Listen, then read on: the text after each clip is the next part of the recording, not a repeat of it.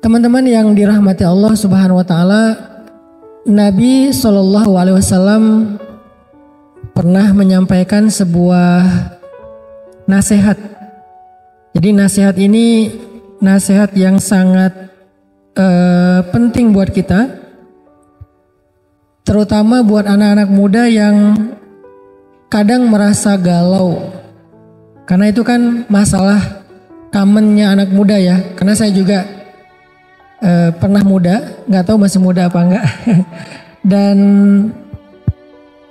sama masalah umumnya kita tuh anak muda itu ya galau tentang masa depan, galau tentang memilih jurusan, memilih fakultas, galau tentang masalah pertemanan, circle, galau tentang jodoh pastinya, itu yang paling sering. Nah ini ada nasihat dari Nabi supaya kita bisa mengobati galau, mengobati gelisah, mengobati khawatir. Khawatir itu jadi bahasa Indonesia khawatir.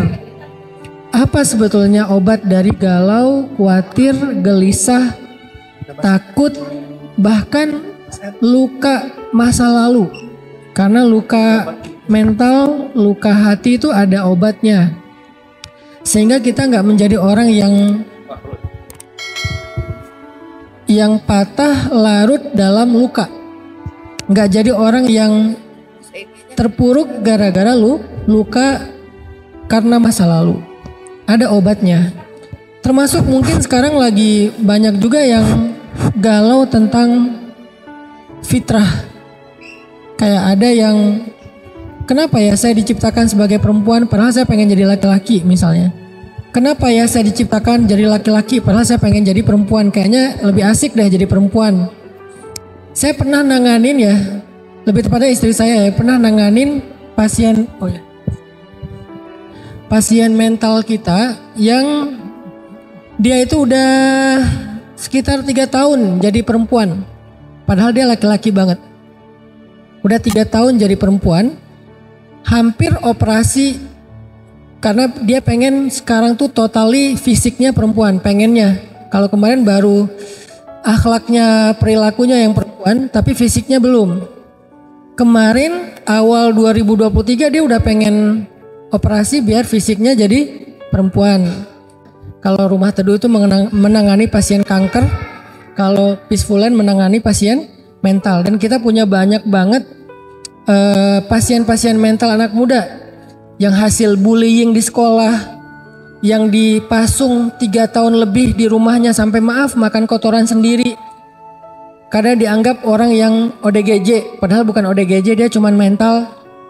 Nah pasien terbaru kita itu tadi, dia itu udah jadi perempuan 3 tahun, udah punya pacar, pacarnya laki-laki. Jadi udah pacaran, dia sebagai perempuan, pacarnya laki-laki gitu. Dan kata dia enak jadi perempuan. Soalnya kenapa dia jadi perempuan? Awal dia jadi perempuan tuh gara-gara kecewa sama perempuan. Dia itu ditinggalin sama pacarnya perempuan, nikah. Terus dia kayak menyesal jadi laki-laki. Oh gini banget ya jadi laki-laki itu, bisa perasaannya nggak dijaga, disakiti, ditinggalin. Ah udahlah saya jadi perempuan aja biar dijaga perasaannya. Akhirnya dia pindah nih, shifting ke perempuan biar perasaannya dijaga. Nah selama dia jadi perempuan, dia ngerasa kayak enak banget, dikasih jajan, ditraktirin makan, dibeliin hadiah, dijaga perasaannya, disayang, diperhatiin gitu kan selama 3 tahun. Tapi kan ini sesuatu yang gak fitrah. Pas ketemu sama kita ajak diskusi, pelan-pelan berubah.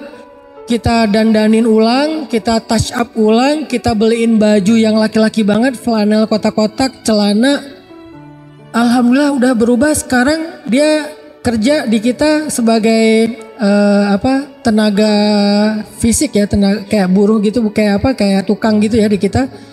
Yang fisik banget, udah punya penghasilan sendiri. Terakhir kemarin mau nikah sama pasien mental kita yang ada di tempat kita, tapi pasien juga yang udah survive, perempuan. Jadi dia mau nikah sama perempuan, sekarang udah tunangan. Kenapa muncul kegalauan kayak gini? Nah ini kita pengen bahas nih hari ini. Kenapa ada yang galau masalah fitrahnya? Kok saya perempuan? Kok saya laki-laki? Kok saya nggak jelas mau jadi perempuan apa laki-laki? Kok saya lebih cenderung kepada sesama jenis dan seterusnya? Kenapa saya kok masih jomblo? Kenapa kok saya nggak pernah dapat orang yang ngeklik di hati? Kenapa kok saya jadi orang miskin? Kenapa kok saya punya orang tua yang broken home? Kenapa saya punya ayah dan ibu nggak kayak ayah ibunya teman saya yang mereka tuh happy banget, hangat banget keluarganya? Kenapa kok saya ngambil jurusannya ini padahal kenapa kok saya ngambilnya ekonomi padahal pengen jadi arsitek misalnya, senangnya gambar. Kenapa saya kok disuruh jagain adik padahal saya pengen ada me time. Kita sering mempertanyakan hidup kita sehingga bikin kita tuh kayak protes, galau, gak puas, beban. Dan itu ternyata ada nasihatnya dari Nabi Shallallahu Alaihi Wasallam. Apa nasihat Nabi dalam hadis riwayat Al-Baihaqi dengan derajat sahih? Kata Nabi, al-iman bil qadari wal qada yuzilul hamma wal hazan. Ternyata kata Nabi, beriman kepada qada dan qadar atau takdir kalau bahasa kita akan menghilangkan alham dan hazan. Dua. Alham dan hazan. Apa itu ham? Ham itu adalah khawatir tentang masa depan. Itu hammun bahasa Arab. Mengkhawatirkan masa depan. Menggalaukan sesuatu yang belum terjadi. Itu namanya hammun. Sedangkan hazan itu menyedihkan atau marah, terluka, nggak nerima, protes, sedih tentang masa lalu. Jadi kalau ham itu sedih tentang masa depan, kita sebutnya galau, khawatir. Kalau hazan sedih tentang masa lalu, yaitu penyesalan, kemarahan, tidak menerima keadaan. Jadi ternyata dua penyakit ini, alham dan hazan, itu obatnya adalah rukun iman yang keenam. Apa? Percaya kepada qada dan qadar. Jadi percaya kepada takdir adalah obat dari hammun dan hazanun. Nah, inilah yang kita hari ini akan belajar. Gimana cara kita mengimani takdir? Terus apa hasil konkretnya dalam kehidupan kita? Lagi-lagi dakwah saya sejak 2014 itu bukan narasi.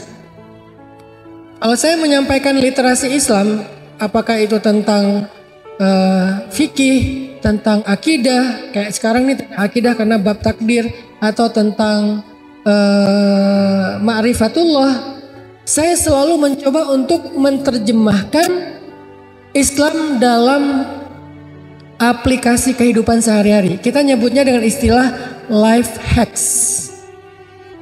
Jadi bukan sekedar lifestyle lagi, malah lebih konkret lagi, yaitu life hacks, cara hidup, bukan sekedar gaya hidup, cara hidup. Jadi kayak life hacks tentang di rumah misalnya, life hacksnya apa? Kalau yang diajarin di luar itu kan kayak cara kita rapiin kamar. Life hacks kita ada namanya table manner. Table manner itu cara kita megang garpu, megang sendok, naruh piring, naruh gelas, cara minum, itu kan table manner kan? Itu tuh sebetulnya udah diajarin sama Nabi, namanya adab makan dan minum. Cuman bahasanya nggak ada yang nerjemahin ke bahasa anak muda. Diterjemahkannya ke bahasa pesantren, adab makan dan adab minum. Padahal bahasa anak mudanya table manner. Bahasa lainnya life hacks. Gimana cara makan yang manner banget? Karena manners before knowledge kan, adab sebelum ilmu kalau bahasa pesantren ya, kalau bahasa umumnya manners before knowledge. Nah, ketika kita membahas takdir pun, saya pengen bawa pembahasan takdir itu jangan jadi teori aja, jangan jadi pembahasan wawasan, jangan jadi ilmu syariat, tapi harus jadi life hacks-nya anak muda. Arti life hacks itu bisa diaplikasikan dalam daily life-nya. Benar-benar konkret gitu. Itulah yang akan kita bahas hari ini. Dan itulah yang menjadi spesifikasi dari dakwahnya Hanan Attaqi. Dakwahnya Hanan Attaqi itu bukan dakwah narasi, bukan orasi, karena saya bukan orator, tapi dakwah membangun awareness tentang Islam yang sangat aplikatif atau life hacks, lifestyle, daily life. Itu banget dakwah kita. Jadi kalau saya bahas tentang akidah ma'rifatullah, libatin Allah, bahas tentang syariat, pacarannya nanti aja setelah nikah, pacaran halal tetap asik kok. Nah, hari ini ketika kita mau ngebahas tentang takdir, saya pasti akan bawa takdir itu insya Allah ke daily life-nya kalian. Bagaimana cara kita mengimani takdir yang aplikatif dalam kehidupan sehari-hari? Bagaimana cara kita melihat takdir yang bisa up to date dan relate dengan kebutuhan kita hari ini? Itulah pembahasan tentang masalah takdir dengan tema apa kita temanya Kak Buni? Oh, rahasia mengubah takdir. Oke. Poinnya 3 aja, pembahasan kita ada 3 hal. Poin yang pertama adalah apa sih pentingnya membahas takdir ini? Tadi sebagian udah saya sebutin, saya spill di awal. Ternyata mengimani takdir itu penting sekali. Kalau nggak penting nggak masuk dalam rukun iman. Kan dulu Nabi itu pernah didatangi malaikat Jibril ya ceritanya ya. Jadi malaikat Jibril menjelma jadi seorang cowok keren. Kalau dalam bahasa Al-Quran itu basyaron sawiya, laki-laki yang sempurna. Kalau terjemahan anak muda, cowok keren. Jadi ideal banget cowoknya, lebih daripada Jungkook lah. Kan ini standar cowok keren ya. Ini lebih daripada Jungkook, walaupun Jungkook keren sih. Ini lebih dari itu gitu. Jadi ada cowok keren datang kepada Nabi. Kenapa saya bilang cowok keren? Itu bukan kata saya, kata Umar. Karena Umar awalnya nggak tahu kalau itu Jibril. Dia taunya itu laki-laki yang sempurna. Datang kepada Nabi, masuk ke masjid, duduk bertaut lututnya dengan lutut Nabi. Terus dia tiba-tiba nanya, sebutkan Islam, sebutkan iman, sebutkan ihsan, singkatnya kayak gitu. Akhirnya Nabi menyebut rukun Islam, menyebut rukun iman, kemudian menyebut tentang tasawuf atau ihsan kalau bahasa hadisnya. Salah satu di antara rukun iman yang disebutkan sama Nabi itu, kan ini jadi hadis usuluddin. Apa dasarnya agama itu hadis ini. Sehingga hadis ini dikenal dengan istilah ummul hadis. Jadi kalau Quran itu ada namanya Ummul Quran, apa Ummul Quran? Al-Fatihah. Kalau hadis juga ada ibunya hadis, yaitu Ummul Hadis.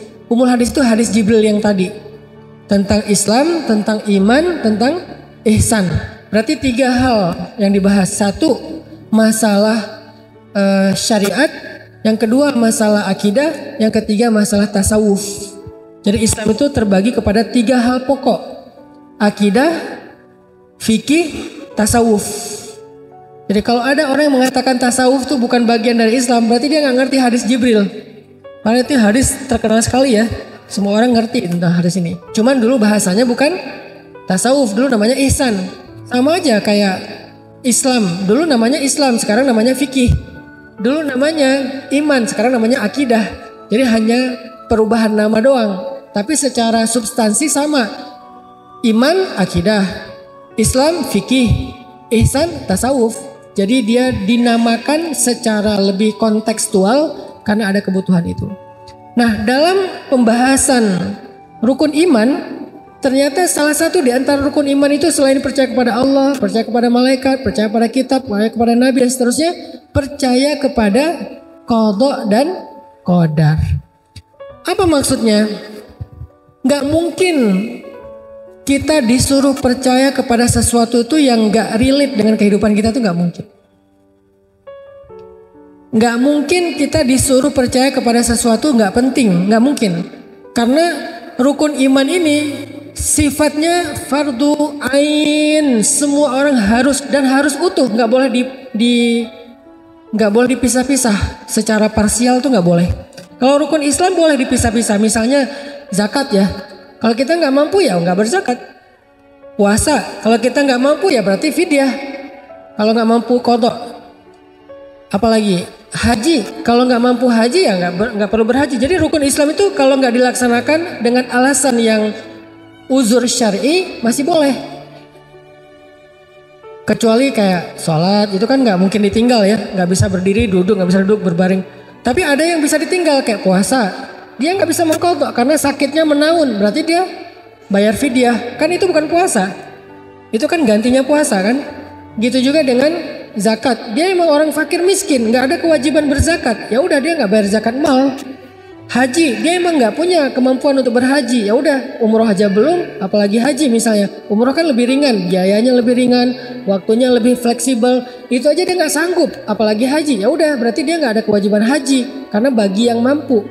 Berarti dia cuma bisa syahadat sama sholat, yang lain nggak bisa. Boleh, sah Islamnya, sah Islamnya. Tapi kalau iman nggak boleh. Saya percaya pada Allah aja deh. Kalau malaikat tergantung malaikatnya dulu. Kalau malaikat Israel saya nggak percaya karena takut gitu kan. Kalau malaikat Mungkar Nakir malas ditanya-tanya melulu di dalam kubur. Kalau malaikat Malik saya takut juga, penjaga neraka. Kalau saya senangnya Jibril, Mikail, Ridwan ya. Kenapa? Mikail kan bawa rezeki, bawa jodoh gitu. Kalau Jibril bawa wahyu. Jibril aja saya agak males sih, karena setiap dia turun bawa perintah, bawa larangan. Itu tuh Yahudi banget tuh. Karena orang Yahudi nggak suka sama malaikat Jibril, makanya nggak ada orang Yahudi yang anaknya dikasih nama Gabriel. Rata-rata nama anak mereka itu Michael. Dan direkam oleh Al-Quran. Yang memusuhi Jibril berarti memusuhi Allah, kata Allah kan. Kenapa? Mereka tuh gak suka sama Gabriel. Soalnya Gabriel setiap turun bawa perintah. Mereka kan gak suka diperintah-perintahin. Mereka pengen bebas. Mereka sukanya sama malaikat Mikail. Yang setiap turun bawa rezeki. Dan gak boleh dipisah-pisah malaikat itu. Begitu juga para nabi. Saya mah senangnya sama ngefansnya sama Nabi Sulaiman.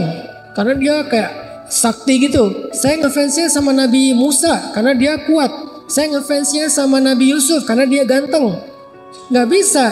Semua nabi itu harus kita yakini, kita imani, gak boleh dipisah-pisah. Walaupun kita umat Nabi Muhammad, kita berimannya kepada semua nabi dan rasul. Cuman mengikuti ajaran Nabi Muhammad, tapi mengimani semua nabi dan rasul. Iman tuh gak bisa dipisah-pisah. Begitu juga kitab. Saya mah Quran aja. Enggak, kita Quran juga, ya Taurat juga, ya Injil juga sebelum dirubah.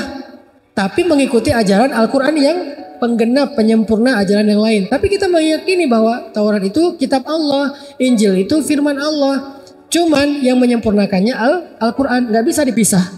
Al-Quran pun gitu, nggak boleh. Ini ayat poligami saya nggak mau, nggak bisa.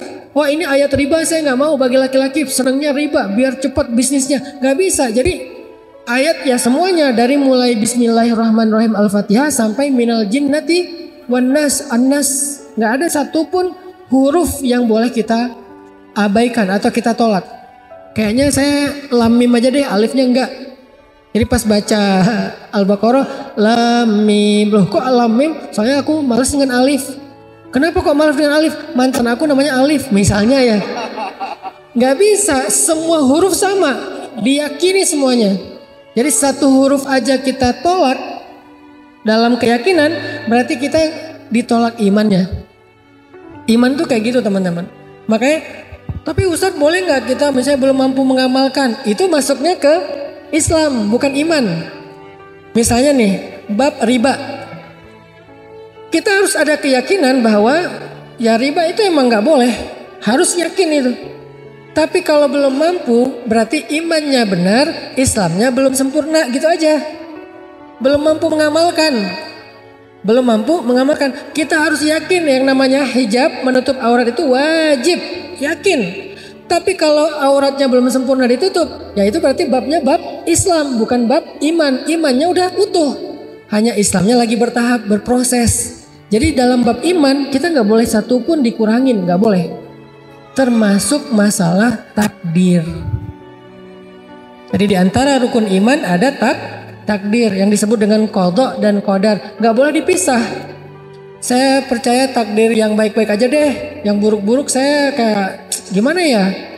Masa sih harus kayak gitu? Nah, nggak bisa. Kita yakini semuanya. Kenapa yakini semuanya? Berarti pasti ada kebaikan di dalamnya. Nggak mungkin Allah menyuruh kita meyakini sesuatu yang nggak ada kebaikan di dalamnya, itu nggak mungkin. Maka itulah pentingnya belajar takdir. Belajar takdir sebetulnya bukan belajar doktrin, bukan. Kesannya kayak kita dipaksa, bukan. Belajar takdir itu adalah belajar untuk healing. Karena kata Nabi tadi apa? Beriman kepada qada dan qadar bisa menghilangkan dua penyakit hati, al-hammu wal hazan. Dan itu adalah healing, self healing buat kita. Bisa mengobati diri kita. Terhadap apa? Terhadap dua penyakit. Penyakit khawatir tentang masa depan, apapun namanya, bisa galau, bisa khawatir, bisa gelisah, dan seterusnya. Dan penyakit sedih tentang masa lalu yang dikenal dengan istilah hazan. Bisa sakit hati, bisa luka tentang masa lalu, bisa dendam, bisa marah, bisa trauma, apalagi macam-macam variannya. Dua penyakit ini bisa sembuh kalau kita benar-benar tahu bagaimana beriman kepada takdir. Jadi belajar takdir itu bukan belajar doktrin. Saya paling nggak suka Islam itu disampaikan secara doktrin ya. Saya nggak suka. Kenapa? Nggak fair. Sehingga kita nggak siap dengan serangan orang-orang liberal. Kalau kita belajar Islam secara doktrin, kita nggak akan siap dengan logika-logika orang liberal. Berarti kita nggak punya pertahanan. Begitu datang logika orang liberal, kita langsung, oh kayaknya ini yang benar nih. Lebih logis soalnya. Saya selama ini belajar Islam nggak pernah logis. Dipaksa aja sama orang tua saya, ya udah saya nurut. Tapi sekarang saya kan udah dewasa, saya bisa berpikir sendiri. Yang dijajalin adalah pemikiran liberalisme, sekularisasi. Akhirnya kita ya terpengaruh.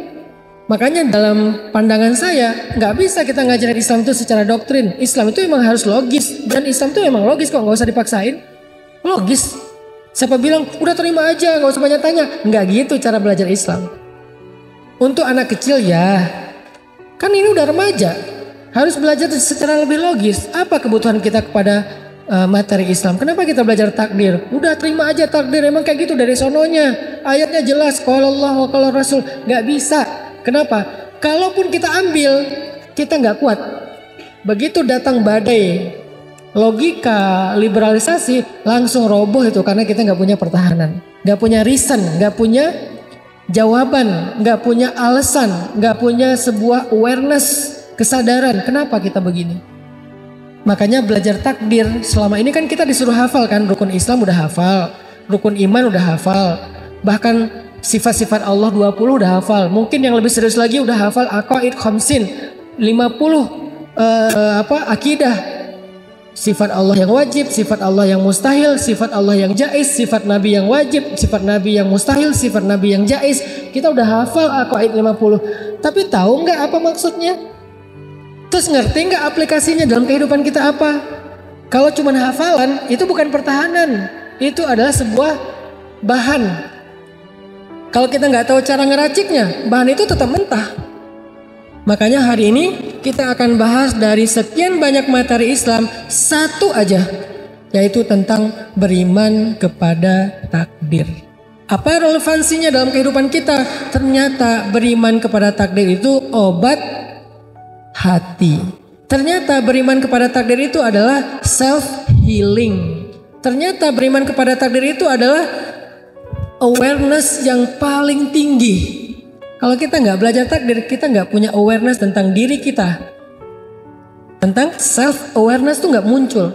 Kita nggak, apa saya tuh apa ya? Kenapa ya? Hidup saya ini apa ya? Kenapa ya? Nggak tahu.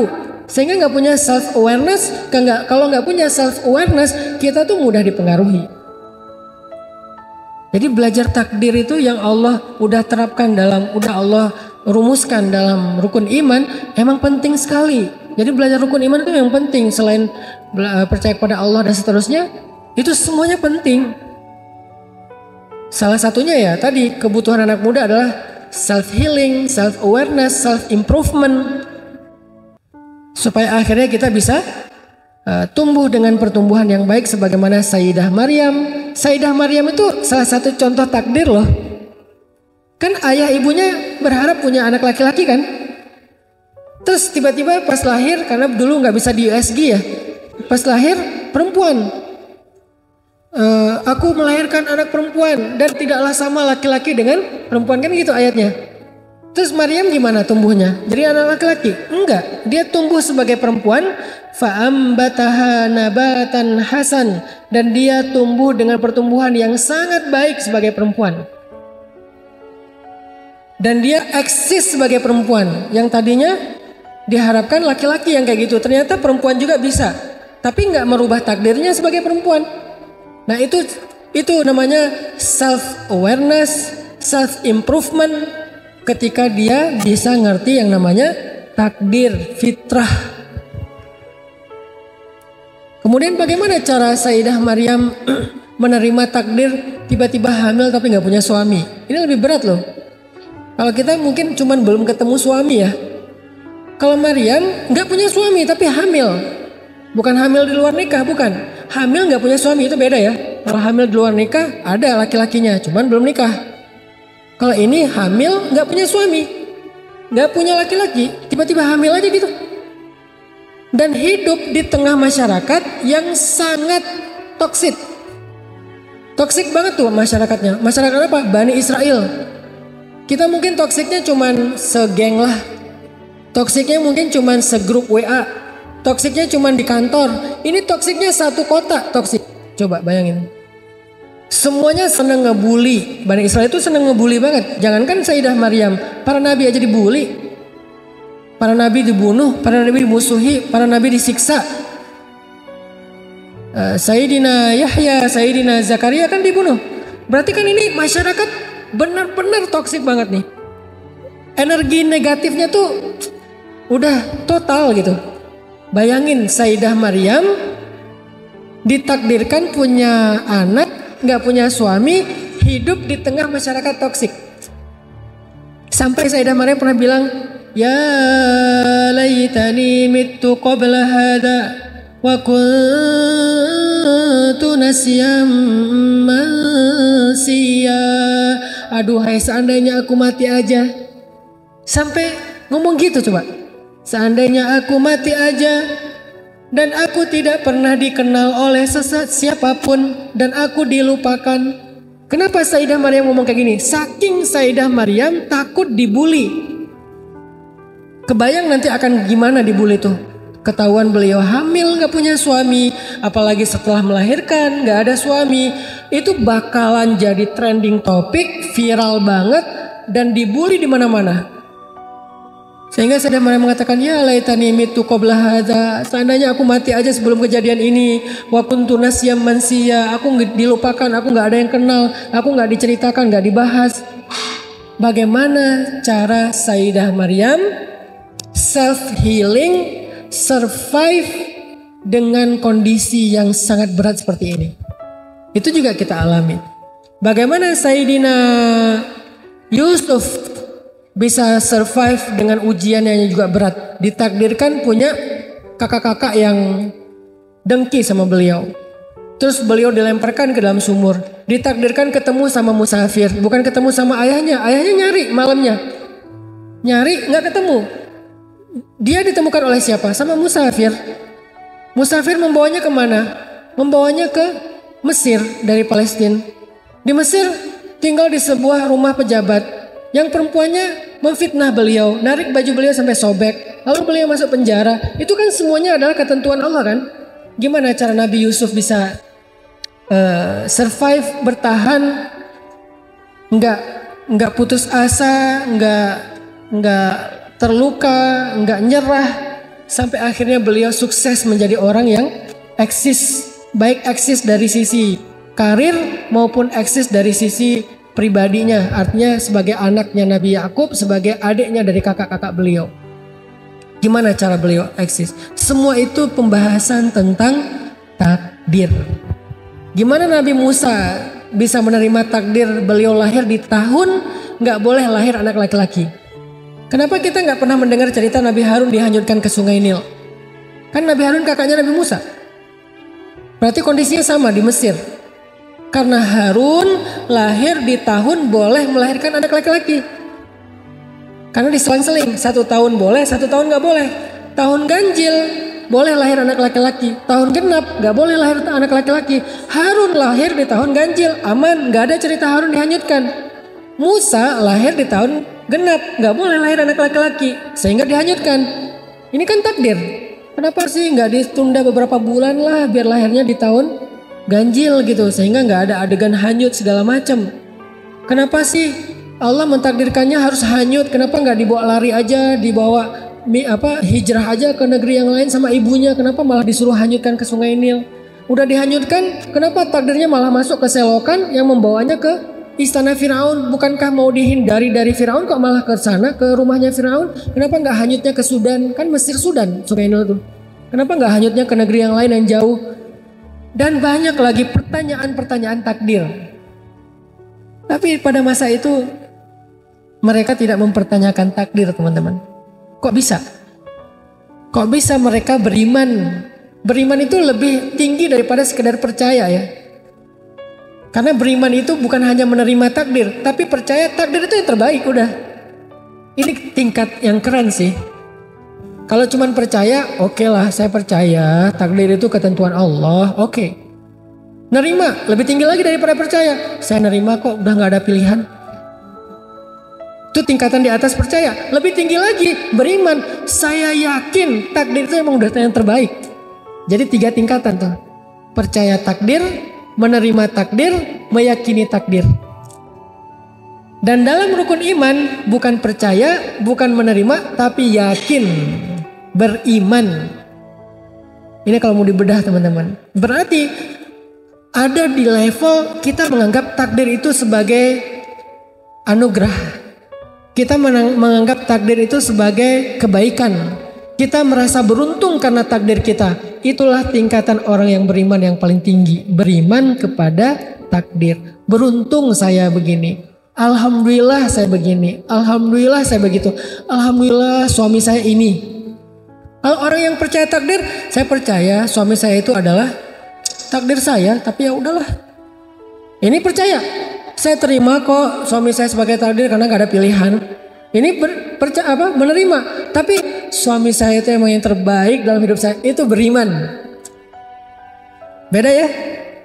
Begitu juga laki-laki. Gimana ya? Emang udah takdir Allah istri saya itu namanya percaya. Tapi masih ngegerutu gitu. Masih Masih komplain ya. Masih komplain.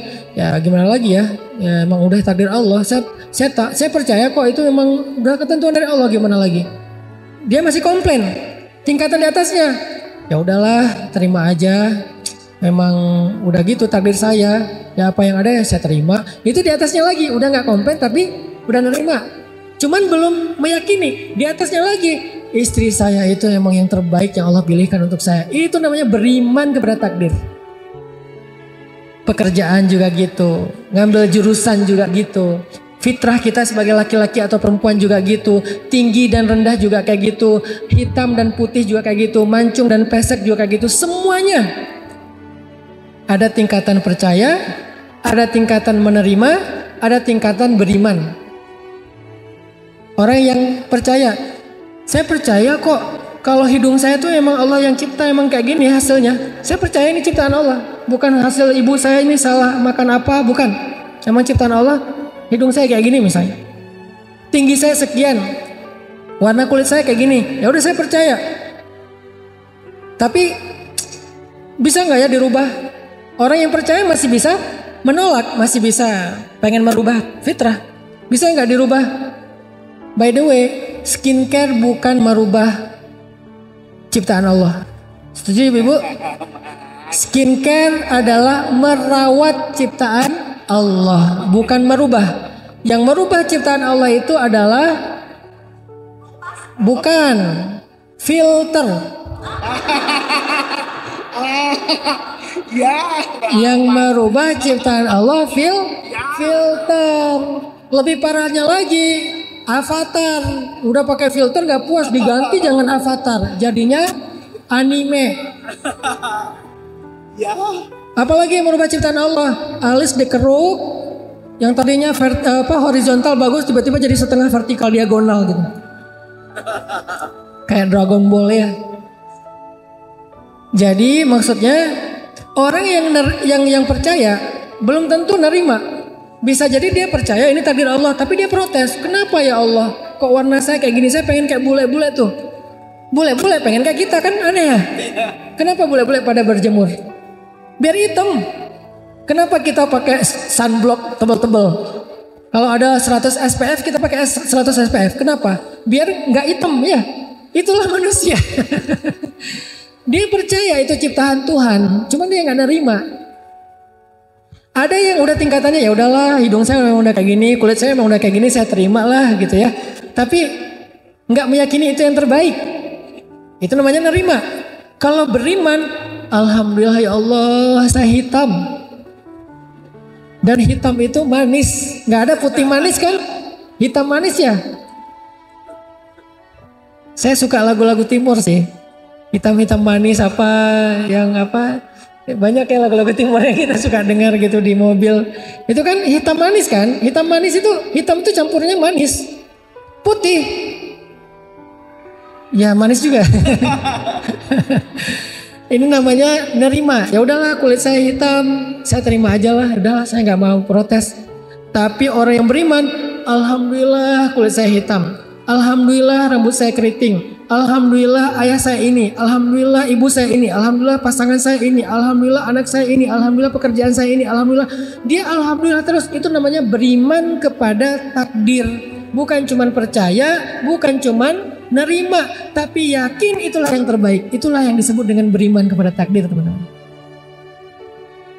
Kalau udah sampai ke level itu, makanya kata Nabi, hilanglah hammun wal hazan. Hilanglah rasa khawatir, hilang juga rasa kecewa.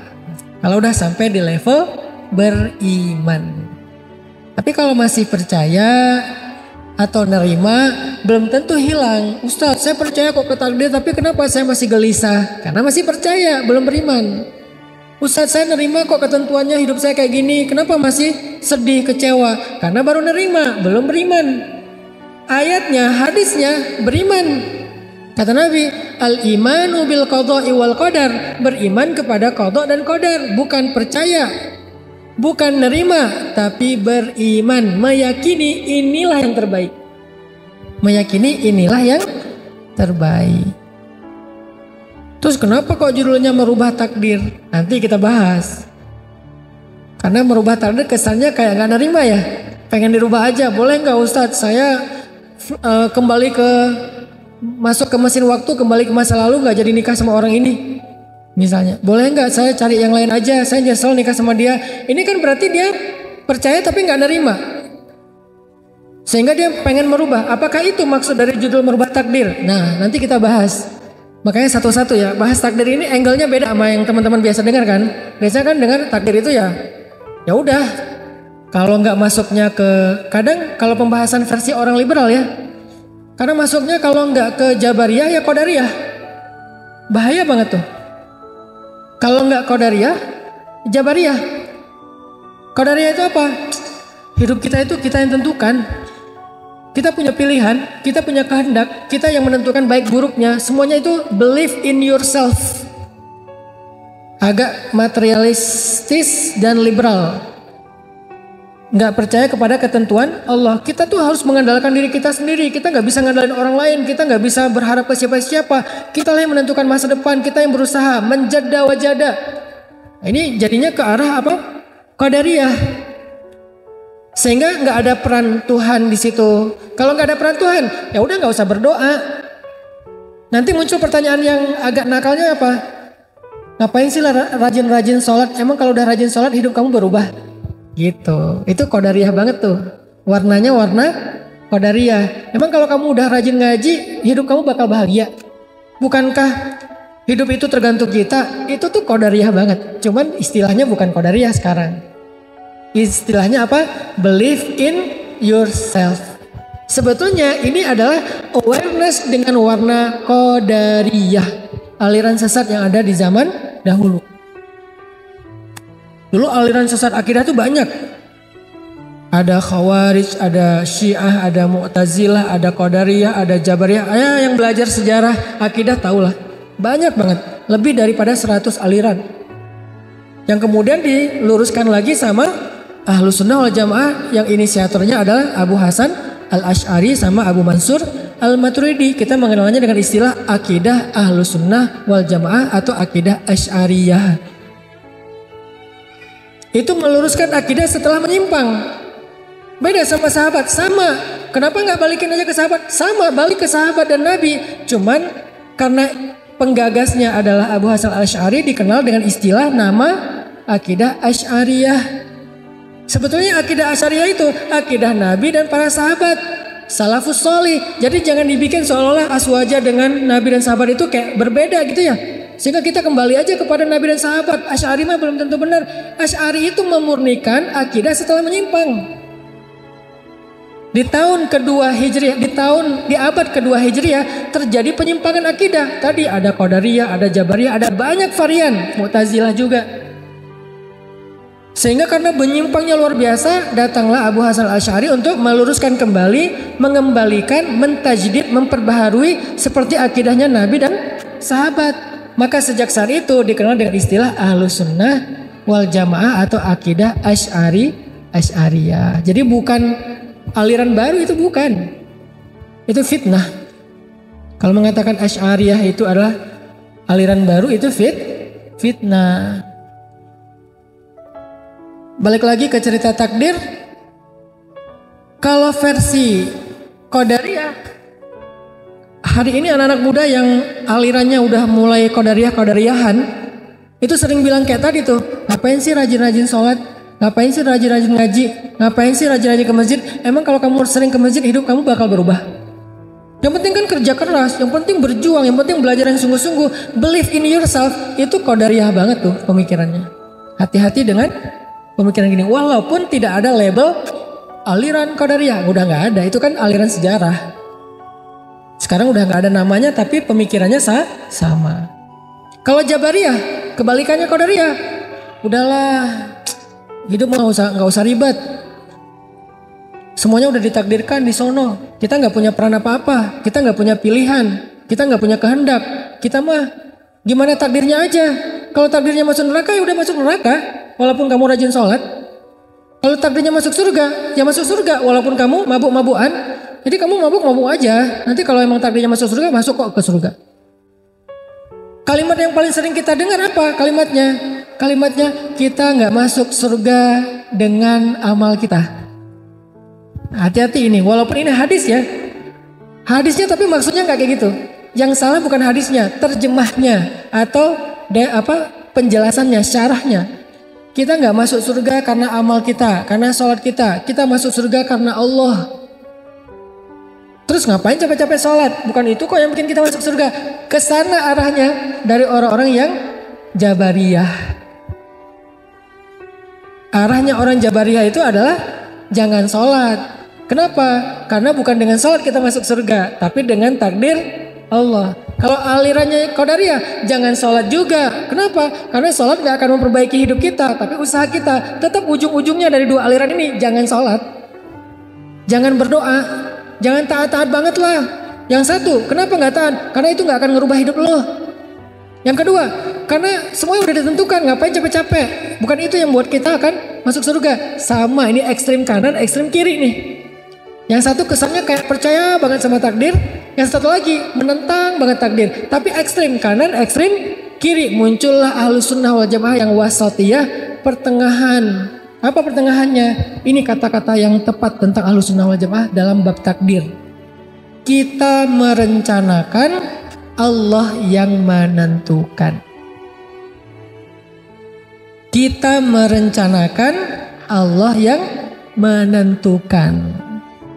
Artinya kita punya peran dalam merencanakan, baik rencana bumi maupun rencana langit, baik ikhtiar bumi maupun ikhtiar langit. Itu peran kita. Ikhtiar bumi apa? Kalau dalam karir bekerja sungguh-sungguh. Ikhtiar langitnya berdoa yang sungguh. Berdoa yang sungguh, beribadah yang sungguh, bersedekah yang sungguh. Itu ikhtiar langit. Ikhtiar buminya bekerja yang sungguh, berusaha yang sungguh, itu ikhtiar bumi. Kita yang mengikhtiarkan, Allah yang menentukan hasilnya. Itulah versi Ahlus Sunnah wal Jamaah. Jadi nggak murni mengandalkan ikhtiar kita, nggak murni juga kayak berlepas tangan kepada takdir. Dia di tengah. Yang menentukan semuanya Allah, bukan kita. Tapi tugas kita ya ikhtiar. Dan Allah tidak akan menyia-nyiakan ikhtiar kita. Kenapa? Allah Maha Adil. Allah Maha Syakur. Arti syakur, menghargai. Maha loh, maha banget. Maha banget lagi. Apa arti maha? Ya banget. Jadi kalau Maha Syakur berarti menghargai banget. Ada nggak orang yang menghargai banget? Gimana kalau dia menghargai banget? Satu kebaikan kita disebut-sebut terus. Makasih ya, kemarin udah nolongin saya, ngasih saya uang parkir 2.000. Saya waktu ke minimarket nggak ada uang parkir, kamu bantuin, akhirnya saya bisa pulang. 2.000 diingat. Minggu depan, makasih ya, minggu lalu kamu udah bantu saya, kasih saya uang parkir 2.000, ditraktirin. Bulan depan, makasih ya, kamu udah bantuin saya, 2.000 ditraktirin. Tahun depan, makasih ya, dulu kamu udah pernah berbuat baik sama saya, bantuin saya di parkiran. 5 tahun lagi masih disebut, 10 tahun lagi masih disebut. Itu orang berarti sangat bisa menghargai kebaikan orang lain. Dan orang Jepang tuh kayak gitu loh. Yang saya kenal ya, karena saya beberapa kali ke sana dan punya teman juga di sana, baik muslim maupun non muslim. Saya punya teman di Jepang yang non muslim. Saya punya teman di Korea opah-opah yang non muslim, dan dia adalah pemain sinetron The Sassy Girl. Jadi gini-gini saya punya teman artis di Korea. Teman ya, bukan follower atau bukan following. Emang teman. Dekat, namanya Opa Chan. Dia non muslim, tapi alhamdulillah. Jadi teman saya yang Opa Korea itu, yang kemarin saya pas ke sana, dia baru pertama dia tahu Islam tuh pas ketemu. Karena sebelumnya dia kayak nggak respect gitu sama Islam, soalnya dia dianggap tuh kayak kaku atau apa. Pas ketemu saya, karena dianggap kayak ini Islam kok main ya, kok entertain, jadi akrab. Nah maksudnya mereka tuh orang yang sangat menghargai kebaikan orang lain. Udah 5 tahun masih diingat. Saya pernah kemarin pas lagi main snowboard ya di Jepang ya, ngisi taklim di salju kan. Terus ada salah satu orang Jepang asli dengerin taklim saya, habis kita main snowboard dia denger taklim. Qadarullah, alhamdulillah, setelah itu dia tertarik sama Islam, belajar masuk Islam. Dia converting to Islam. Sekarang dia udah jadi imam masjid di Tokyo. Jadi sensei, jadi guru agama Islam di Tokyo. Kemarin pas saya datang lagi, dia ketemu saya 2018. Kemarin 2023 saya ke sana lagi. Dia nyamperin, pas tahu poster saya ada kajian di Jepang, dia nyamperin. Saya udah lupa kan. Dia bilang, "Ustadz ingat nggak dulu waktu di gunung mana gitu, saya juga lupa nama gunungnya. Saya dengar taklim Ustadz. Saya berkesan. Sekarang saya belajar Islam terus, saya udah jadi muslim. Sekarang saya jadi sensei, jadi guru Islam di Masjid Tokyo. Itu karena asbab Ustadz gini. Dia ingat kebaikan itu. Saya juga udah lupa. Itu yang namanya mindfulness of others. Ingat banget dengan orang lain. Allah lebih dari itu karena Allah asy-syakur. Jadi kalau manusia aja ada yang ingat kebaikan kita bertahun-tahun, Allah udah pasti lebih. Sehingga nggak mungkin takdir Allah itu dalam rangka menzolimi kita. Takdir Allah dalam rangka menyia-nyiakan amal kita. Anni la udhi'u amala amilin minkum min dzakarin wa unsa. Aku tuh nggak pernah nyanyain amal kalian, baik laki-laki maupun perempuan, kata Allah. Semuanya ada balasannya. Walaupun mithqala dzarrah, walaupun sekecil butiran padi, Allah menghargai itu. Makanya dalam bahasa kita tadi, kita merencanakan, Allah yang menentukan. Tetapi Allah pasti menentukan yang terbaik buat kita. Itu yang dimaksud dengan beriman kepada takdir. Jadi beda sekali antara percaya takdir dengan beriman takdir. Apa bedanya? Percaya takdir cuman tahu ya ini saya diciptakan sebagai laki-laki, itu Allah yang ciptakan. Percaya saya. Tapi belum tentu menerima. Tapi kenapa ya kok laki-laki, kan saya pengen jadi perempuan. Kalau mau kayak gitu, saya tuh lebih bisa mempertanyakan, suara saya ini udah cocok nih. Saya paling sebel kalau nelpon operator tuh. Halo, halo, ada yang bisa dibantu bu? Bu, saya berewokan, saya bilang. Kalau mau mempertanyakan, artinya percaya takdir itu cuman percaya bahwa itu adalah ketentuan Allah, tapi belum tentu nerima. Di atas percaya, nerima, ya udah deh saya terima aja, suami saya kayak gitu, emang udah takdir dari Allah. Istri saya kayak gitu, emang takdir dari Allah. Saya jomblo, emang takdir dari Allah. Saya masuk fakultas ini salah jurusan, emang takdir dari Allah. Saya terima aja lah, udah saya jalanin aja. Itu baru nerima. Tingkatan di atas percaya. Yang paling keren itu beriman. Inilah yang terbaik. Kita percaya, yakin bahwa inilah yang terbaik. Oh, suami ini, inilah yang terbaik untuk saya. Istri yang ini, inilah yang terbaik untuk saya. Harta segini, inilah yang terbaik untuk saya. Karirnya begini, inilah yang terbaik. Itu baru disebut dengan beriman kepada takdir. Lebih tinggi dari percaya, lebih tinggi dari nerima. Meyakini itu yang terbaik. Baru muncul hadis al-imanu bil qada wal qadar yuzilul hamma wal hazan. Beriman, meyakini takdir itu yang terbaik akan menghilangkan rasa khawatir tentang masa depan dan juga rasa menyesal atau sedih tentang masa lalu. Itu healing buat anak muda. Itu self healing. Itu self awareness. Barulah dengan itu kalian bisa self improvement, mengembangkan diri kalian. Gak bisa kalian self improvement dengan memprotes takdir. Gak bisa kalian self improvement masih dengan mempertanyakan kenapa harus begini. Gak bisa. Saya pulang dari Mesir, beres kuliah di Mesir, saya pulang ke rumah ke kampung istri saya di Jawa Timur. Di Jawa Timur 6 bulan baru istri saya diundang untuk ngajar bahasa Arab di Bandung karena istri saya juga di Mesir. Dia ngajar di Bandung. Pas saya sampai di Bandung awal-awal, kita tinggal tuh di rumah tempat pembuangan sampah. Karena kita nggak sanggup ngontrak rumah ya, jadi kita tinggal di sebelah pembuangan sampah. Kak Buni tahu banget lokasinya, itu masih kumuh sampai sekarang.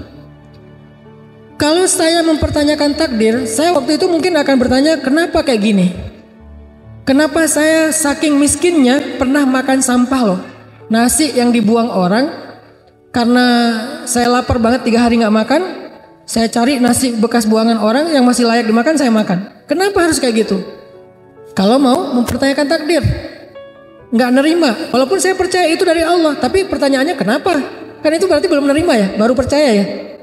Tapi karena saya beriman, nggak mungkin sia-sia, nggak mungkin ini buruk. Pasti ada kebaikan di dalamnya. La'allahu khair. Bahasa kita, semoga ada hikmahnya kan gitu ya.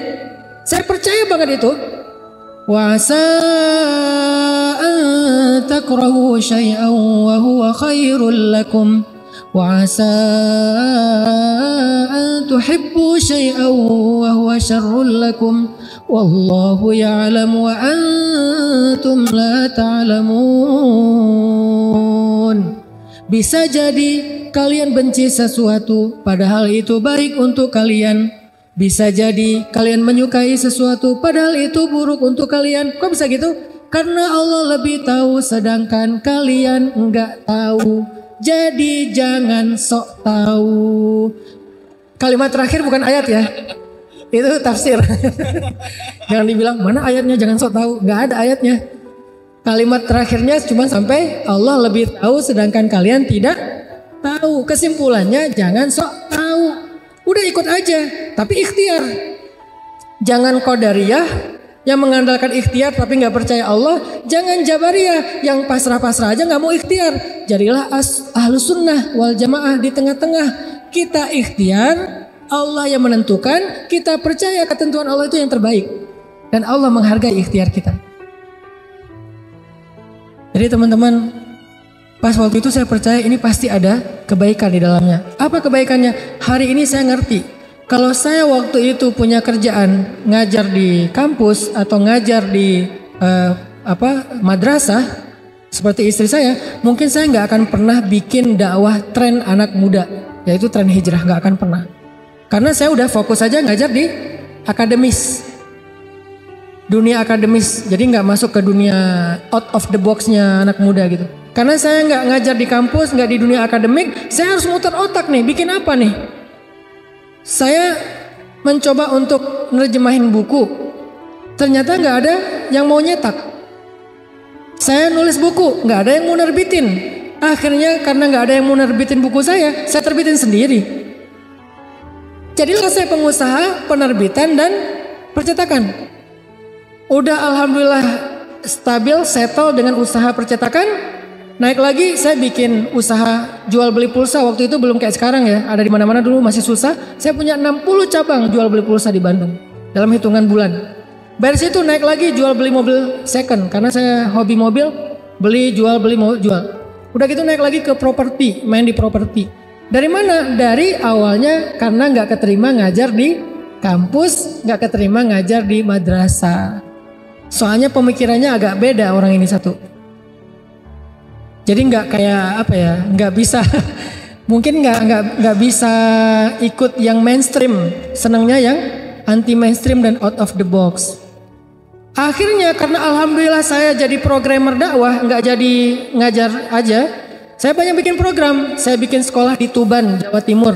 Sekarang jadi sekolah terbesar di Tuban, milik Bupati Tuban. Dulu belum jadi bupati, namanya Bina Anak Soleh. 6 bulan saya di sana, saya bikin sekolah. Sampai jadi wakil kepala sekolah, saya hijrah ke Bandung, bikin lagi program di Salman ITB, namanya Rumah Quran. Jadi program Rumah Quran. Sekarang saya bikin dakwah tren. Jadi bukan bikin pesantren, tapi menyebarkan pesan lewat tren.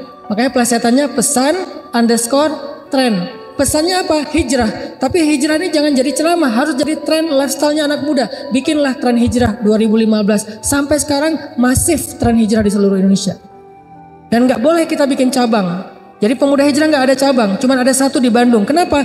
Karena yang besar itu gagasan, bukan yayasan. Yayasannya kecil, dia sebagai vehicle, sebagai operator, tapi gagasannya yang dibesarkan. Milik semuanya, masing-masing punya nama sendiri-sendiri. Muncullah Hijrah Fest, muncullah komunitas hijrah di seluruh Indonesia, dan dia berkembang improvement sendiri-sendiri. Tren hijrah itu namanya dakwah tren. Setelah dakwah tren 8 tahun, sekarang kita bikin pesan _ tren, kawasan anak muda. Yang pertama ada di situ apa? Sekolah Rimba Indonesia, SD gratis. Kenapa Ustaz bikin SD gratis? Karena anak saya masuk SD. Kok bikin sekolah sendiri Ustaz? Soalnya di sekolah yang lain anak saya disuruh potong rambut. Saya pengen anak saya gondrong. Soalnya kalau gondrong itu keren. Dan Nabi juga kan rambutnya sepundak dan nggak jorok, nggak keurus, tetap rapi, tetap berminyak, tetap indah, tetap good looking ya. Makanya saya pengen Yahya itu rambutnya gondrong, agak ikal, ala-ala pantai banget lah. Pas masuk ke TK sama gurunya disuruh potong rambut. Saya bilang ya udah bikin sekolah. Bikinlah sekolah Rimba Indonesia. Tagline-nya di sini boleh panjang rambut. Emang kalau orang yang gondrong tuh nggak rapi? Ya tergantung dia ngerawat rambut ya. Ada yang pendek tapi nggak bersih misalnya. Tapi yang panjang bersih bisa aja. Akhirnya bikin sekolah Rimba. Tahun ini karena anak saya ada yang masuk SMA, bikin lagi sekolah SMA gratis namanya 20 Mind Sociopreneur School. Kurikulumnya dari mana? Kita kombinasi. Satu dari PBB, SDGs. Jadi Sustainability Development Goals. Jadi ada kayak goals tentang masalah sustainability lifestyle, kita masukin dalam kurikulum. Terus ada Global Change Maker. Terus ada namanya Asoka, juga tentang change maker. Terus pastinya dari Islam karena kita menguasai di bidang itu. Jadilah sekolah 20 Mind dengan tagline Success Before 20. Kenapa sukses harus tunggu 30 tahun dulu? Sebelum 20 tahun dia bisa jadi CEO kok. Dia bisa punya business owner. Dan kita punya banyak cerita tentang itu. Dan kita punya komunitas atau ekosistem yang bisa kayak gitu bikin. Itu adalah hikmah. Itu adalah takdir terbaik dari saya nggak keterima ngajar di kampus, nggak keterima ngajar di madrasah. Yang keterima berarti itulah takdir terbaik dia. Saya nggak keterima, itulah takdir terbaik saya. Begitu orang yang beriman kepada takdir, bukan cuman percaya, bukan cuman nerima, tapi beriman, meyakini takdir itulah yang terbaik untuk dia. Bisa jadi karena kita dikasih ujian di dalam rumah. Saya punya teman ya, dia diuji dengan anak yang istimewa. Gimana istimewanya? Autis. Karena anaknya ini istimewa, bapaknya juga diberikan rezeki yang istimewa. Ada keluarga yang anaknya harus cuci darah, bapaknya rezekinya lancar banget. Tapi ketika anaknya udah wafat, rezekinya seret. Jadi kesulitan biasanya datang membawa kemudahan. Makanya kalau ngelihat takdir sulit, jangan yang dilihat angle-nya sulit doang. Coba di switch, lihat angle yang lain. Apa kemudahan yang dia bawa? Pasti ada, nggak mungkin nggak ada. Kalau nggak ada berarti ayatnya salah, dan nggak mungkin ayatnya salah. Bersama kesulitan ada kemudahan, bersama kesulitan ada kemudahan. Satu paket. Jadi kalau kita diuji dengan suami, mungkin kita diberkahi dengan anak. Diuji dengan anak, diberkahi dengan keluarga. Atau diuji dengan keluarga, diberkahi dengan teman. Diuji dengan teman, diberkahi dengan sahabat yang lain. Dan seterusnya. Gak pernah sendiri. Pasti berdua dengan kemudahan. Itu satu paket. Makanya beriman kepada qadha dan qadar, syarrihi wa khairihi. Yang buruk menurut kita ataupun yang baik. Karena dua-duanya, kalau yang baik ya berarti baik. Kalau yang buruk minimal membawa kebaikan. Makanya saya sering bilang quote-nya gini. Kalau pasangan kita bukanlah kebaikan dalam hidup kita, menurut kita nggak ada kebaikannya, maka sesungguhnya kebaikan hidup kita datang lewat dia. Yakinlah itu. Kalau pasangan kita, pekerjaan kita, nasib kita, keadaan kita bukanlah kebaikan menurut kita dalam hidup, maka yakinilah kebaikan datang melalui itu. Mungkin suami kita bukan kebaikan, Ustadz. Udah saya pikir-pikir tentang suami saya, nggak ada kebaikannya. Kayaknya nggak mungkin sih. Tapi kalaupun ya kayak gitu, walaupun nggak mungkin ya, kecuali suami kita Firaun kali ya. Kalau suami kita Firaun, oke, nggak ada kebaikannya. Siapa yang kayak gitu? Ya Asia, istri Firaun. Ada nggak kebaikan Firaun? Ada, Ustadz. Apa? Dia nggak poligami. Itu bukan kebaikan. Misalnya Firaun, sebutlah Firaun sebagai ujian bagi Asia. Kan gak ada kebaikan Firaun kan? Gak mungkin ada orang bilang, menurut saya Firaun itu baik juga sih. Sebetulnya Firaun itu kasihan ya. Ada yang kasihan sama Firaun? Ada yang ngefans sama Firaun? Dek, namanya siapa? Firaun, Om. Loh, kok namanya Firaun? Soalnya ayah aku ngefans banget sama Firaun. Gak ada ya? Mau orang Islam, mau orang Nasrani, mau orang Yahudi, gak ada yang ngefans sama yang namanya Firaun. Lintas agama loh, itu musuh bersama itu. Saking gak ada kebaikannya Firaun. Kalau ada satu saja kebaikan Firaun, Allah udah kasih dia hidayah. Karena Allah gak akan menyanyiakannya ya. Karena gak ada sama sekali kebaikan Firaun, makanya gak dikasih hidayah. Makanya dia dibinasakan. Nah, kok Asia dikasih suami yang gak ada kebaikan sedikit pun? Kalau Asia boleh bilang memang gak ada kebaikan pada suami saya. Kalau kita gak bisa sih. Memang suami kita Firaun. Suami saya, emang suami ibu siapa? Ustadz. Firaun bukan Firman. Ya tetap ada kebaikan. Kalaupun menurut kita nggak ada kebaikan, kayak Firaun misalnya, maka sesungguhnya kebaikan datang melalui Firaun. Apa kebaikannya Asia melalui Firaun? Dengan ujian Firaun, Asia bersabar, maka Allah berikan kebaikan yang sangat besar kepada Asia. Apa? Satu, Allah jadikan Asia itu satu dari 4 perempuan sempurna di muka bumi. Cuma ada 4. Asia, Sayyidah Maryam, Sayyidah Khadijah, Sayyidah Fatimah. Kok gak ada Aisyah?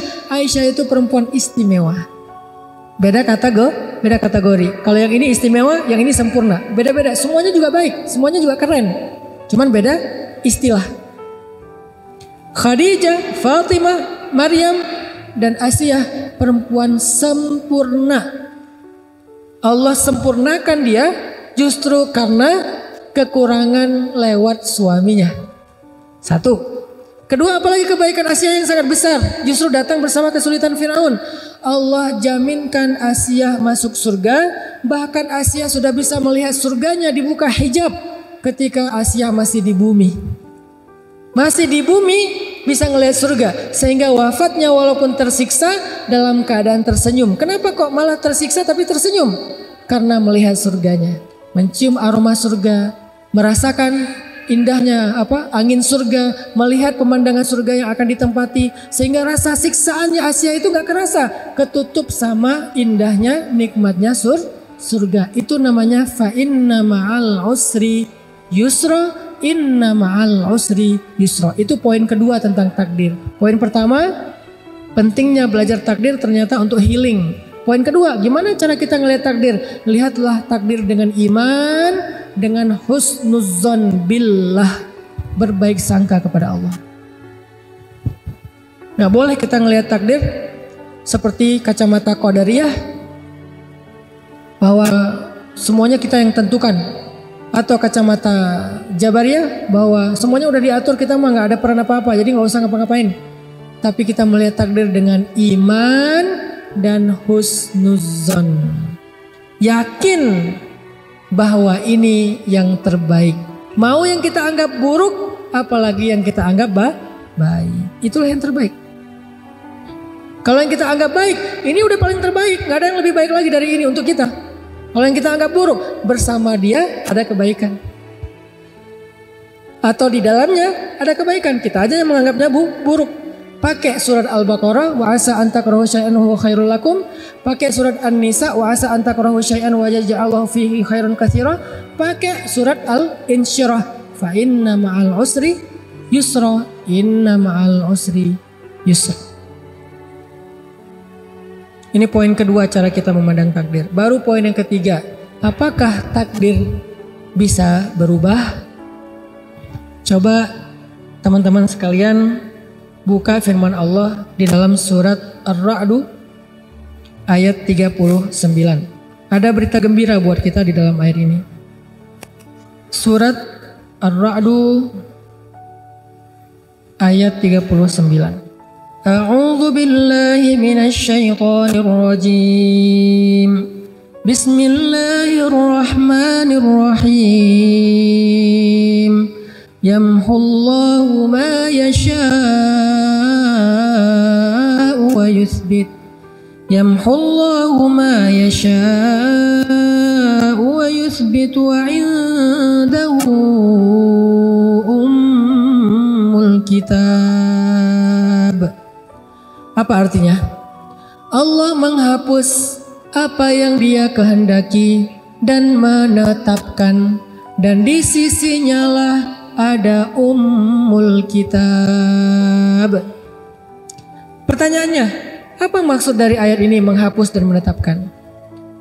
Sekurang-kurangnya ada 3 tafsiran dari para ulama tafsir, tetapi kita memilih tafsiran yang ketiga karena itu jumhur, mayoritas pendapat ulama.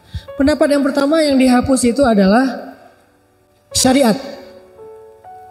Syariat terdahulu dihapus dengan datangnya Rasul yang berikutnya. Syariat Islam menghapus syariat Nasrani dan Yahudi karena dia menyempurnakan. Di dalam Islam sendiri ada ayat nasikh mansukh, ada hukum syariat yang dihapus dan yang menghapus. Contohnya tentang waris. Dulu di zaman Madinah sebelum Fathu Makkah, itu tuh hukum waris tuh beda dengan sekarang. Hukum warisnya gimana? Dulu saudara angkat itu menjadi ahli waris, boleh mendapatkan warisan dari saudara angkatnya yang meninggal. Kalau orang Ansor meninggal, saudara angkatnya dari Muhajirin itu mendapatkan hak warisan sama seperti anak. Makanya dulu ada mu'akhad bainal Muhajirin wal Ansor, ada persaudaraan antara Muhajirin dengan Ansor. Saudara angkat itu bisa mendapatkan warisan dari keluarga angkatnya sebelum Fathu Makkah, karena Muhajirin masih miskin, masih susah.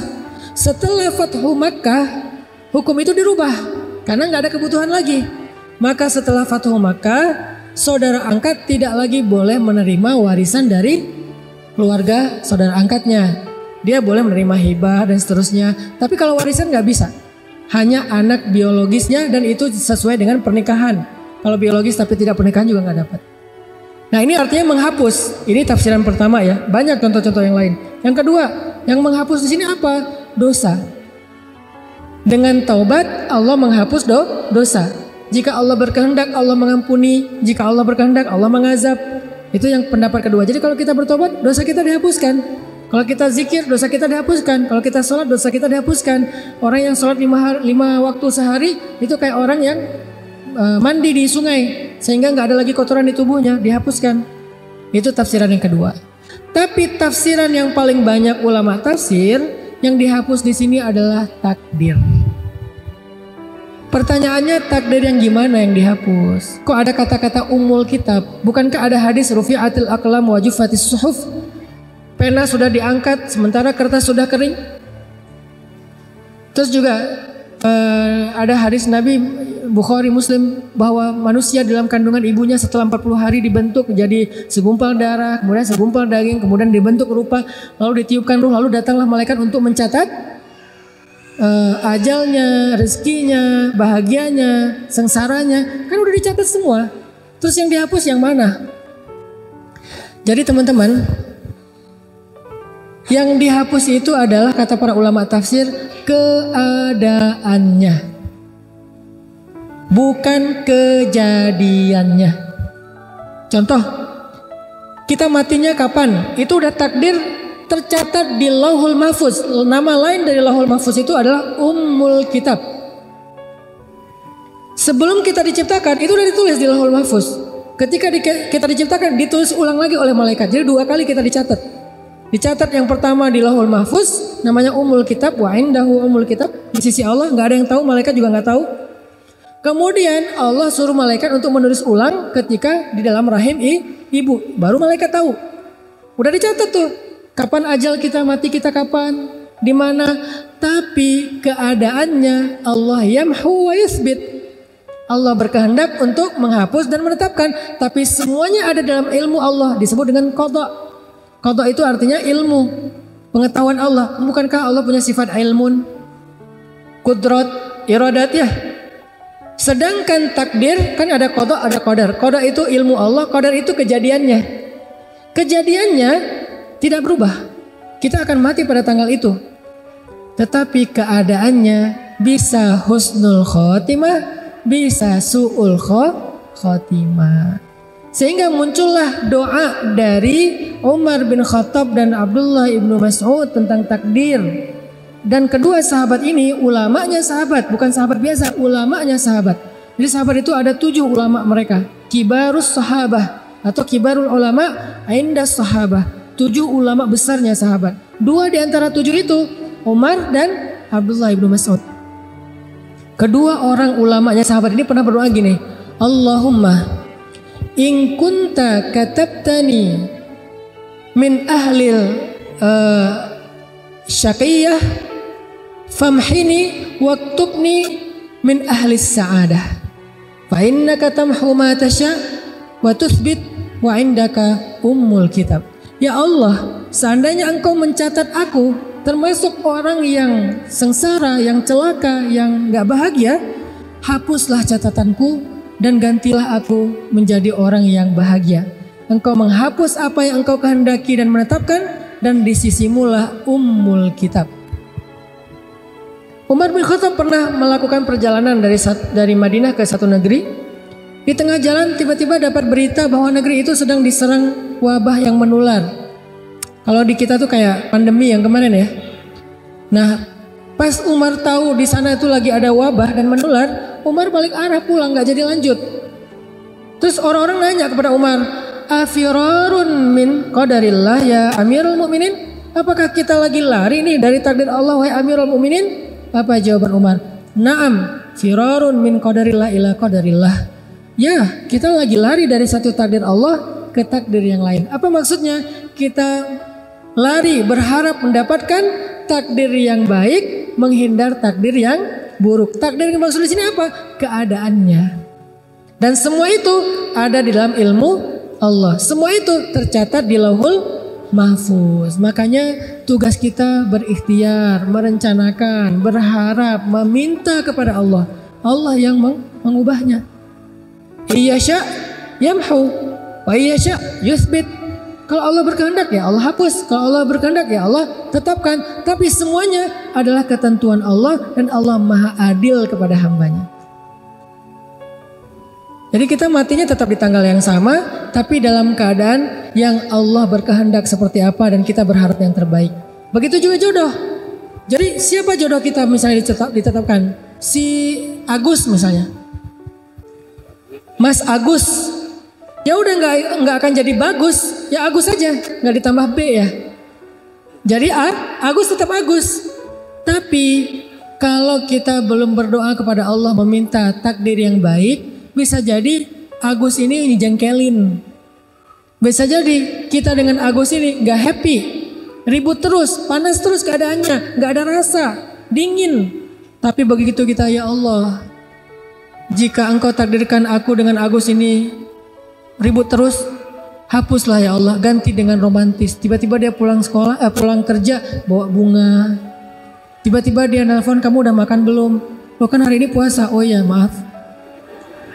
Tiba-tiba dia meluk kita, sayang sama kita, kata-katanya romantis. Tiba-tiba kita muncul rasa yang sangat besar kepada dia. Itu takdir Allah. Dan kita minta kepada Allah yang terbaik. Orangnya nggak berubah, tapi keadaannya berubah. Anaknya nggak berubah, tapi kesolehannya berubah. Pekerjaannya nggak berubah, tapi keberkahan rezekinya berubah. Dan kita meyakini semua itu adalah yang terbaik di sisi Allah. Ada cerita, Nabi pernah cerita gini. Nanti di hari kiamat ada 4 orang yang masuk neraka karena dia ahli maksiat, dosa, banyak dosanya. Setelah lama di neraka, keempat orang ini dikeluarkan dari api neraka, dihisap ulang. Apakah dosanya udah habis atau masih sisa? Ketika dihisap, ternyata dosanya masih banyak. Saking banyaknya dosa, udah diazab masih banyak dosanya. Lalu kata Allah kepada malaikat, masukkan mereka lagi ke dalam neraka. Ketika mereka mau dibawa ke neraka, salah satu dari 4 orang ini menoleh dan mengatakan, "Ay Rabbi, ya Allah, ma zonantu annaka satu'iduni ilan nar." Ya Allah, saya nggak pernah berpikir, zon ya, saya nggak pernah berpikir engkau akan memasukkan saya lagi ke api neraka. Justru saya berpikir engkau akan memasukkan saya ke surga ya Allah. Saya pikir engkau sudah mengampuni dosa saya ya Allah. Saya nggak pernah berpikir engkau akan memasukkan saya lagi ke dalam neraka. Dia husnuzon kepada Allah. Dia husnuzon kepada Allah. Kemudian Allah berfirman kepada para malaikat, wahai malaikat, benarlah hambaku dengan prasangkanya, maka dengan rahmatku masukkanlah dia beserta 3 temannya ke dalam surga. Bayangin, orang yang takdirnya masuk neraka, Allah rubah jadi masuk surga hanya dengan berbaik sangka kepada Allah. Itu dahsyatnya berbaik sangka kepada Allah. Sehingga seneraka apa sih hidup kita? Coba, seneraka apa hidup kita? Sama nggak dengan neraka? Yang nggak jauh. Jadi kalau neraka aja bisa berubah menjadi surga, apalagi hidup kita yang nggak neraka-neraka banget sih. Walaupun kita bilang hidup saya neraka banget, Ustaz, enggak, jauh dari neraka. Kita aja nggak tahu gimana azab api neraka ya. Hidup kita tuh nggak neraka sama sekali, walaupun nggak surga-surga banget juga sih. Hidup kita tuh nggak neraka-neraka banget. Jadi ngapain kita berputus asa seolah-olah nggak bisa bahagia? Orang yang dari neraka aja Allah takdirkan masuk surga dengan berbaik sangka kepada Allah. Sama kayak cerita Nabi tentang umat Nabi Musa. Nabi Musa pernah nanya ke Allah, kan Nabi Musa itu kalim ya, bisa bicara dengan Allah. Rabbi, kata Nabi Musa, siapa umatku yang paling rendah derajatnya, yang paling telat masuk surganya? Kata Allah, umatmu yang paling rendah derajatnya itu tuh laki-laki buta yang paling telat masuk ke tempat ibadah. Dicari sama Nabi Musa, oh ini nih, orang tua buta kalau ibadah pasti masbuk. Istiqomah banget masbuknya, bertahun-tahun masbuk aja. Ke ma'bad, ke tempat ibadahnya Nabi Musa, dia pasti telat. Ini nih orang yang paling rendah nih. Suatu saat dia wafat. Ketika dia wafat, Nabi Musa nanya kepada Allah, ya Rabbi, di neraka mana dia sekarang setelah dia wafat? Kata Allah, Musa, dia di dalam taman-taman surga. Kuburnya seperti taman surga. Nabi Musa heran, ya Rabbi, bukankah dia itu orang yang paling rendah, yang paling terakhir dapat nikmat surga? Kenapa kuburnya bukan jadi lubang neraka, apa malah jadi taman surga? Apa kebaikan dia ya Rabbi? Padahal dia orang yang paling rendah. Harusnya kami duluan yang masuk surga. Kenapa dia duluan? Maksudnya surga kubur ya. Lalu Allah menjawab Musa, suatu hari dia diajak jalan sama teman-temannya di apa istilahnya tuh? Dituntun. Dia diajak jalan sama temannya, dituntun sampai ke sebuah taman yang sangat luas, indah, nikmat. Terus temannya bilang, taman ini luas banget ya, kata temannya. Terus dia bilang gini, enggak, sesungguhnya rahmat Allah lebih luas.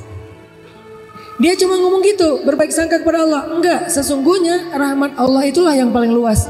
wahai Musa, benarlah hambaku, rahmatku luas, maka dengan rahmatku aku rubah takdirnya menjadi ahli surga. Sama kayak nenek di zaman Nabi Musa juga. Nabi Musa itu ceritanya banyak banget, baik dalam Al-Quran maupun di hadis. Kan di Al-Quran itu cerita yang paling panjang selain cerita Nabi Muhammad, Nabi Musa ya. Ada di banyak surat kan. Di dalam hadis juga Nabi pernah bercerita tentang nenek-nenek yang minta anak. Ya Nabi Allah, berdoalah kepada Allah supaya saya punya anak. Nabi Musa, ya Allah ini ada nenek-nenek yang minta anak. Kata Allah, Musa takdirnya dia gak akan punya anak. Nek maaf ya, Allah udah mentakdirkan nenek gak punya anak. Oh iya, pulang. Besok balik lagi, ya Nabi Allah, doakan kepada Allah saya punya anak. Kan udah kemarin, siapa tahu hari ini berubah. Ya Allah, nenek yang kemarin minta anak. Musa, takdirnya gak akan punya anak. Nek, kata saya juga, sabar ya gak akan punya anak. Walaupun dialognya gak gitu-gitu banget sih. Ini storytelling. Oh iya, pulang lagi. Lusa datang lagi. Nabi Musa doain saya punya anak. Kan udah kemarin. Ya siapa tahu hari ini berubah. Ya Allah, nenek yang kemarin takdirnya gak akan punya anak. Nek, sabar aja. Takdir nenek emang gak akan punya anak. Ya udahlah. Ya pulang. Gak balik-balik lama. Setelah sekian lama datang-datang bawa bayi. Nabi Musa. Tangannya gak gini sih. Nabi Musa. Nenek yang dulu iya. Ini siapa? Ini anak saya. Anak saya gimana maksudnya? Ya anak biologis saya. Nenek ini pakai bahasa biologis. Ilmiah banget. Ini anak saya, ini anak kandung saya kalau bahasa orang dulu ya. Gimana ceritanya nenek bisa punya anak? Ya tanya aja ke Allah. Ya Allah, gimana cerita si nenek bisa punya anak? Allah bilang, setiap kali dia datang kepadaku berharap punya anak, aku jawab takdirnya gak akan punya anak. Dia pulang dengan mengatakan, Ya Rahim, irhamni. Ya Rahim, irhamni. Ya Allah, Ya Rahman, Ya Rahim, Maha Penyayang, kasihanilah saya. Wahai Maha Pengasih, kasihanilah saya. Wahai Maha Pengasih, kasihanilah saya. Engkau pasti kasihan sama saya. Engkau pasti gak tega sama saya. Berbaik sangka sama Allah. Besok datang lagi. Nabi Musa doain saya punya anak. Saya bilang dia gak akan punya anak. Ya Rahim, kasihanilah saya. Engkau pengasih kan? Pasti kasihan kan sama saya. Datang lagi. Bolak-balik. Tapi terus berbaik sangka kepada Allah. Ini namanya ilhah. Bahasa Arabnya ilhah. Ilhah itu artinya merengek. Dan Allah suka hamba yang merengek. Bahasa lain dari ilhah, awwah. Dan Nabi yang paling awwah itu Ibrahim. Karena Ibrahim itu awwahun. Awwah itu artinya da'a. Da'a itu artinya kalau meminta itu berulang kali dan lama terus minta yang sama. Sebagaimana Nabi Ibrahim minta anak sampai 50 tahun. Nabi Zakaria minta anak juga 50 tahun. Gak pernah berubah. Kita baru sehari 2 hari. Ya udahlah kayaknya gak dikabulkan. Mana ilhahnya? Alihu ila rabbikum. Ilhahlah kepada, merengeklah kepada Rabb kalian. Allah itu pasti akan menghargai rengekan kita. Gak terganggu loh. Gak enak loh merengek sama Allah, ntar Allah repot. Siapa bilang Allah repot? Allah sibuk tapi gak repot. Emang Allah sibuk sih? Kulla yaumin huwa fi sya'an. Setiap hari Allah sibuk. Tapi wala ya'uduhu hifdhuhu, mah gak pernah repot. Akhirnya karena nenek ini merengek berbaik sangka sama Allah, kata Allah, dengan rahmatku aku rubah takdirnya sehingga dia punya anak. Makanya rubah takdir itu adalah hak Allah, tapi Allah maha adil, maha syakur. Sehingga Allah berfirman dalam hadis qudsi, wahai hamba-hambaku, sesungguhnya aku mengharamkan kepada diriku zolim, maka janganlah kalian berlaku zolim kepada sesama kalian. Allah aja mengharamkan dirinya dari sifat zolim. Gak mungkin Allah zolim sama kita. Berarti Allah itu adil, kebalikan dari zolim kan? Allah itu adil. Kalau kita berbaik sangka, Allah pasti menunjukkan persangkaan kita. Kalau kita berharap, Allah pasti gak akan mengecewakan kita. Kalau kita meminta, Allah pasti ngabulin permintaan kita. Pasti dengan kehendak Allah. Sehingga Allah yang berkuasa, yamhu wa yuthbit, menghapus dan menetapkan. Tetapi Allah juga maha adil dan maha syakur. Semoga 3 poin ini bisa menjelaskan maksud dari beriman kepada takdir dalam konteks kehidupan kita. Sekarang apapun masalah kita, coba lihat itu dari angle iman kepada takdir. Bukan cuma percaya, bukan cuma nerima, tapi meyakini itu yang terbaik. Tapi kata kuncinya kita mengusahakan, kita merencanakan, kita mengikhtiarkan, Allah yang menentukan, dan Allah pasti menentukan yang terbaik untuk kita. Kalau kita anggap itu buruk, maka bisa jadi di dalamnya ada kebaikan atau keburukan itu membawa kebaikan. Barakallahu fikum.